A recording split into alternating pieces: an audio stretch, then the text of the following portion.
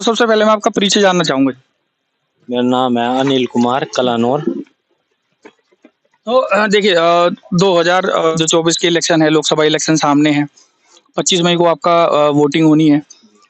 तो कुछ बहुत सोचा है, कुछ मन बनाया है, किस तरफ आप वोट देंगे या किस तरफ आप जाना चाह रहे हैं? अभी तो हम अपना विचार बना रहे जाने के लिए कि किस तरफ जाना। वैसे फाइट यहाँ झाड़ू वाले की और नवीन जिंदल जी की है, बीजेपी की सीधी तो फाइट। जो 10 साल रहे सरकार के, पिछले सरकार के, क्या रहा कि मतलब कैसा उनका कार्यकाल रहा? क्या जितने वादे किए गए वो सारे पूरे हुए? किसानों के हक में बहुत वादे हैं जो पूरे नहीं हुए, बहुत से वादे हैं जो बहुत अधूरे हैं और जो धरातल पे नहीं उतर पाए। क्या क्या लगता है कौन कौन से मुद्दे हैं किसानों के? जैसे किसानों के एमएसपी की मांग है और सही मूल्य ना मिलना, किसानों को जो वादे किए गए थे वे पूरे धरातल पे नहीं उतर पाए। एमएसपी की मांग होगी और जो मूल्य है, जो रेट निर्धारित करे थे वे नहीं मिल पाए।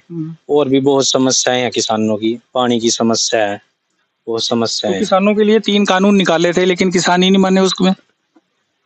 वो किसान मान गए थे उसमें, पर सरकार पूरे रूप से इनको धरातल पे उतार नहीं पाई, उनको मतलब ये कि समझा नहीं पाई। समझा नहीं पाई उनको, किसानों को।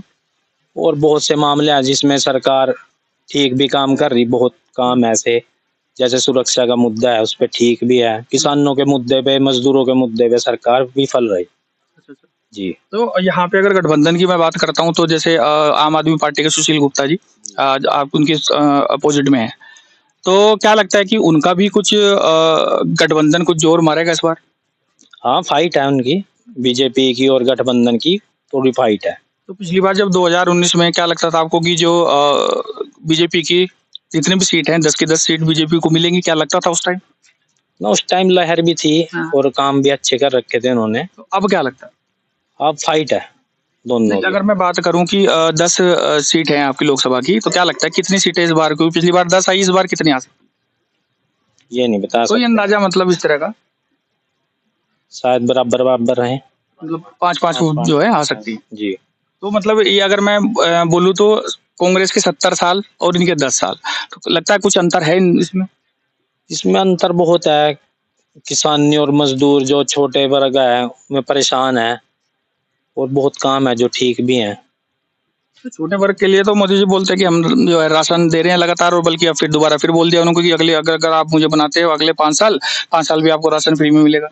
नहीं चलो, और भी मैं जैसे महंगाई का मुद्दा है, महंगाई का मुद्दा जैसे सिलेंडर हो गया, और भी मुद्दे हैं छोटे छोटे, जैसे तेल था, पेट्रोल है, किसानों के लिए डीजल है, ये महंगे हुए, इससे बहुत समस्याएं हैं। तो छोटे किसानों का कर्ज है, क्या लगते हैं आप उसके फेवर में कि माफ हो जाए? हाँ, माफ होना चाहिए, किसानों का कर्ज माफ होना चाहिए। तो ऐसा तो नहीं है फिर उसके बाद किसान फिर महंगाई कम हो, किसानों का कर्जा माफ हो, एमएसपी मिले और रोजगार मिले, ये डिमांड है सरकार अगर कर्जा माफ करने लग गई तो फिर तो उसके बाद किसान फिर ले लेगा, कि देना तो उसने होगा ही नहीं, उसे पता है कि अगली योजना में फिर माफ हो जाएगा। नहीं, ये तो सरकार का विजन था, जो विजन लेके आए थे अपना, तो उसमें इन्होंने बोल लिया था कि हम आपका कर्जा माफ करेंगे। सरकार अपने ये अपना किसान अपने से तो नहीं मांग रहा है ना, ये सरकार ने अपने घोषणा पत्र में लिखे हुआ था कि हम अपना कर्जा माफ करेंगे किसानों का। अच्छा, बीजेपी बोलती है कि हम इस बार जो है 400 पार करके रहेंगे, तो आपको क्या लगता है कि 400 पार तक हो जाएगा, पहुंच जाएंगे वहां तक? मुश्किल है पर फाइट है, ये नहीं कह सकते कि फाइट नहीं है, फाइट है वो बराबर, कुछ तो भी हो सकता है। अगर बीजेपी हारती भी है तो आपको क्या लगता है गठबंधन से कौन सा चेहरा होगा जो प्रधानमंत्री होगा? ये नहीं बता सकते, राहुल गांधी? शायद शायद। और जो दूसरी पार्टियां हैं वो खींचतान करेंगी, वो बोलेंगे कि अब कांग्रेस जो है अपने दम पे तो नहीं आई, हम साथ साथ लगे तो आई, तो फिर हम अपने हिसाब से हाँ, वो खींचतान तो रहेगी, खींचतान रहेगी। वो मोदी जी तो जैसे बीजेपी के हैं प्रॉपर है, वो इनमें खींचतान रहेगी। तो आपका इधर से क्या रुझान है कि इस एरिया से किस तरफ, मतलब किसको जिता रहे हैं आप? बीजेपी को जिता रहे हैं या फिर अब जो गठबंधन से हैं उनको जिता रहे हमारे यहाँ फाइट है दोनों की, गठबंधन की और बीजेपी की फाइट है। अभी कोई नेता है, कोई अभी जो किसी पार्टी का नेता आपके गांव में आया हो अभी कुछ पिछले 5-10 दिन या महीने के अंदर? हमारे यहाँ जहाँ प्रचार कर गए सारा मना, इनल वाले भी आए थे और बीजेपी भी कर गई और झाड़ू वाले तो गठबंधन जिंदल आए थे यहाँ पे? जी जी अच्छा अच्छा। जी। और सुशील गुप्ता नहीं आए अभी तक? सुशील गुप्ता नहीं अभी आए। ठीक है। जी। तो क्या लगता है उनके आने से सुशील गुप्ता है उनके आने से माहौल बदल सकता है क्या? नहीं माहौल क्या, बस जो संविधान दलित वोट है वो कुछ रुझान की तरफ है उनकी, जो संविधान के ऊपर ही है, बता रहे भाई संविधान को खत्म करने का उन्हें अच्छा। खतरा है, इसलिए दलित वोट कुछ खींच रही है उनकी तरफ, गठबंधन की तरफ। अच्छा अच्छा। जी। तो मतलब यानी कि उनको ये लगता है कि संविधान बदल देंगे संविधान मोदी जी। अच्छा, नाम क्या है? कमल कुमार। क्या करते हैं? खेती। खेती। तो किसानों के लिए कितनी महत्वपूर्ण है जो सरकार जो 10 साल मोदी जी के रहे? किसानों के लिए तो ठीक ही नहीं है, हैं? ठीक नहीं है किसानों के लिए तो। क्या कुछ लगता है कि क्या-क्या चीजें होनी चाहिए किसानों के साथ? तो यही है, जैसे किसान आंदोलन हुआ था, ठीक है ना, एक तो जो ठीक कर रहे थे आंदोलन, तो मान लो एक तो एमएसपी मिलनी चाहिए, हाँ। ठीक है, एक जैसे फसलें सही रेट मिल दे रहा, बस यही है मेन तो। जैसे ट्यूबवेल कनेक्शन है बहुत साल से ऐसे ही पड़े, दिए ही नहीं। मतलब जो सरकारी जो हाँ ट्यूबवेल कनेक्शन। तो आपके गाँव में सरकारी ट्यूबवेल है नहीं कोई? नहीं सरकारी नहीं, जैसे अच्छा, अप्लाई करके लोगों ने ठीक प्राइवेट बहुत साल से दिए नहीं अभी तो इस तक। बार तो उन्होंने सोलर का भी निकाल दिया है इस बार बीजेपी ने कि भाई सोलर वाले में चोरी बहुत है ना, है जी? इधर चोरी बहुत है। हाँ मतलब ये नहीं कि वही लगवा सकता है जिसका घर पास में हो, घर पास में, मतलब खेत के पास में हो। बिल्कुल बिल्कुल बिल्कुल। अच्छा, बाकी अगर मैं बात करूँ गठबंधन की, तो क्या लगता है कि अगर गठबंधन की सरकार आती है तो क्या लगता है किसानों के हित में काम करेगी? बोल तो रहे हैं हम, बोल तो रहे हैं, करेंगे, आगे पता नहीं।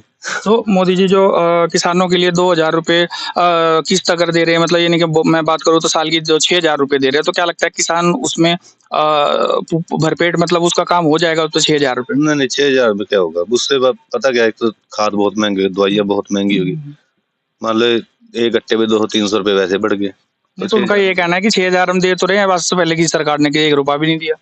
6000 इनका दे दिए, उधर वो कर लिए ना, उधर उतनी महंगाई कर दी, दवाइयाँ बहुत महंगी होगी। अच्छा अच्छा। बताओ फिर। तो मतलब यानी कि जो खेत में दवाई डलती है वो सब महंगी हो गई है, तो मतलब किसानों को जो है सबसे बड़ी समस्या इसी चीज की है। लागत जो है वो ज्यादा है और बचत बिल्कुल नहीं है। बिल्कुल बिल्कुल। ठीक है। तो आपके कोई दोस्त व्यापारी लोग भी होंगे, उनको क्या लगता है कि वो क्या बोलते हैं कि भाई जो है चलो किसानों के लिए तो हमने मान लिया कि भाई महंगाई हो गई है जो भी, लेकिन जो व्यापारी लोग हैं उनको उनके दिल में क्या है, अगर कोई आपका जानने वाला कोई हो, वो क्या बोलता है किस तरह वोट देनी चाहिए?